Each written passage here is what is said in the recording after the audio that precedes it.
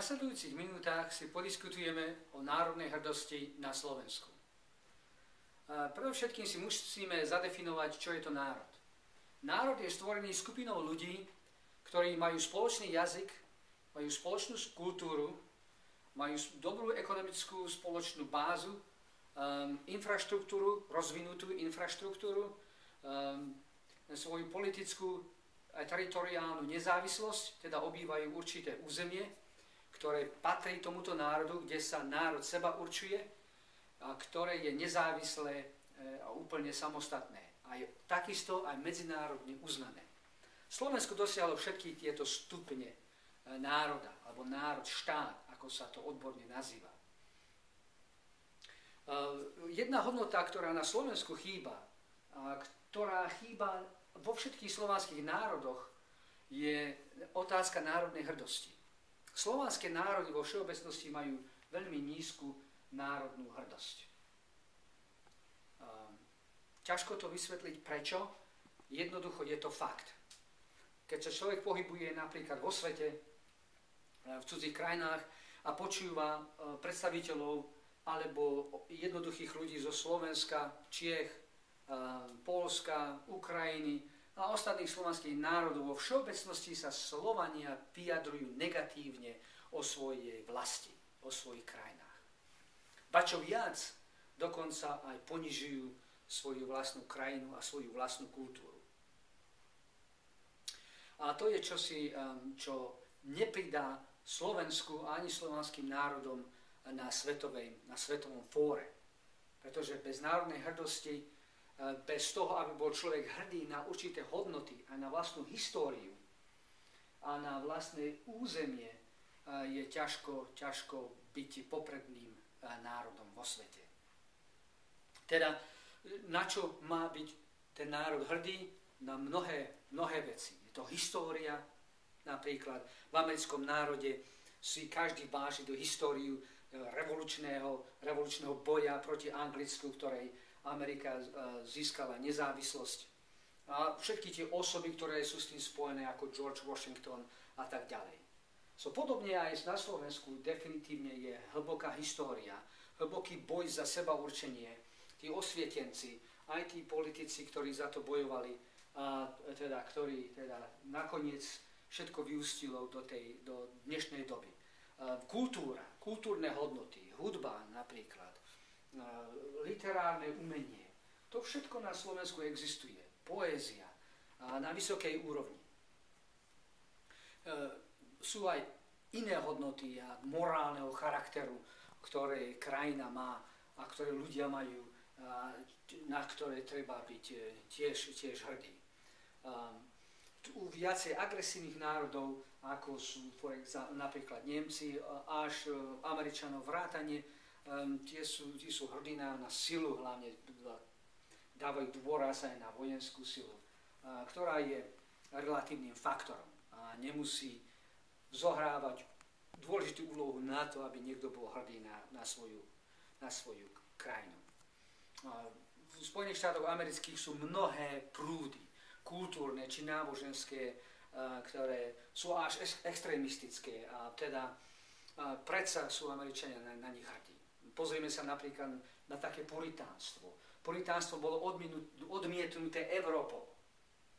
Avšak vo Spojených štátoch našlo úrodnú pôdu a Američania sú v podstate až dodnes ovplyvnení určitými puritánskymi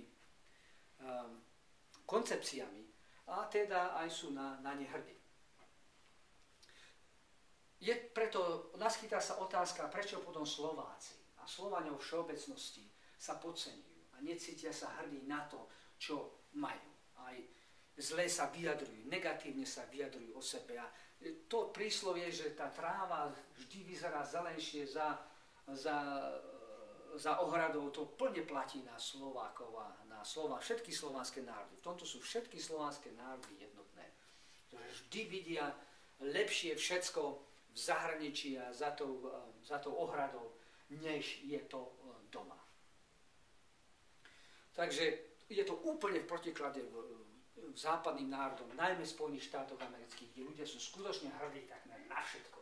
Nezávislí na to, čo je, či sú to hrdí na ten kapitalizmus, na podnikanie, alebo na to, že aj získavanie bohatstva i napriek tomu, že mnohí ľudia budú trpieť chudobou. I v tom všetkom oni vidia teda ako svoje vlastné sebaurčenie a svoju vlastnú hrdosť. Aj keby tie hodnoty boli úplne v protiklade s tým, čo my, alebo aj v Európe celkovo by sa uznávalo ako za pozitívne, aj tak oni predsa budú na to si hrdí. To úplne chýba Slovensku a nám Slovákom. A predsa sú mnohé veci, za ktoré mali by sme byť hrdí. Aj za vlastnú samostatnosť. Ako sme spomínali, že Slovensko prešlo všetkými stupňami spoločenského vývoja a teda je medzinárodne uznaná krajina, ktorá je nezávislá, má svoju organizáciu a má svoju vlastnú reč a vlastnú kultúru. Mnohé krajiny sa stále o to snažia, mnohé národy sa o to snažia, nemôžu to dosiahnuť. Príkladom sú napríklad Baskovia, najstarší národ v Európe v podstate, ktorý sa veľmi snaží o to, aby bol nezávislý, aby bol medzinárodne uznaný a nedosiahli ešte túto hodnotu. A podobne Škótovia. Škótovia majú tiež prekrásnu krajinu, značne silný národ, veľký národ a predsa nie sú nezávislí. A oni by skutočne aj radi boli plne nezávislí, tak ako sme my. Predsa ešte nedosiahli túto úroveň. Íri donedávna boli úplne pod kontrolou Anglicka, až v súčasnej dobe v podstate získali tú nezávislosť a Severné Írsko je stále súčasťou teda ako britskej koruny. Takže mnohé krajiny, mnohé národy sa o to snažia. Či v Ázii, takí Kurdovia, veľký národ, má spoločnú reč, má svoju kultúru, dokonca aj určitú vojenskú silu. A predsa nemôžu získať vlastné teritorium, vlastné územie, na ktorom by sa seba realizovali. A toto územie bolo nezávislé a zároveň uznané aj všetkými krajinami, mocnosťami vo svete.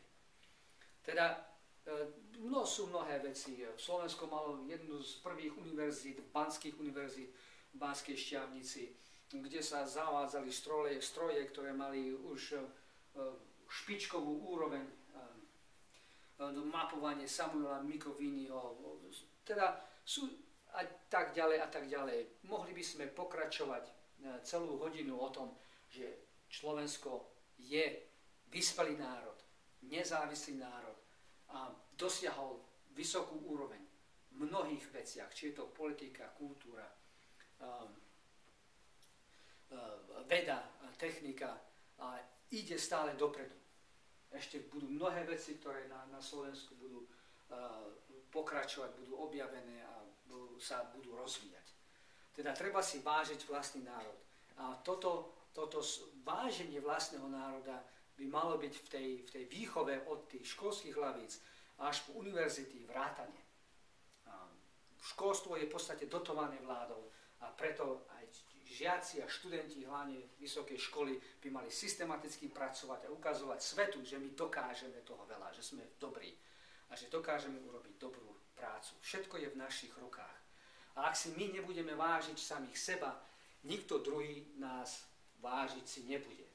Na to, aby národ mohol získať úspech a úctu, musí si predovšetkým vážiť samého seba. Ak si my nedokážeme vážiť samých seba, tak neočakávajme, že niekto si nás bude vážiť vo svete. Niekto iný si nás bude vážiť vo svete. To je zákonitý princíp, ktorý existuje vo vyspelých krajinách. A týmto smerom máme pokračovať, týmto smerom aj naši politici a naši výchovné inštitúcie majú smerovať, aby sme vychovávali tie generácie v takom zmysle, aby boli hrdé na svoj vlastný národ, pretože keď budú hrdé na svoj národ, tak tým pádom poskočíme ešte ďalej vo vývoji vedeckom, technickom, kultúrnom a vo všetkých odvetviach a získame si vážnosť a úctu nielen v Európe, ale všade vo svete.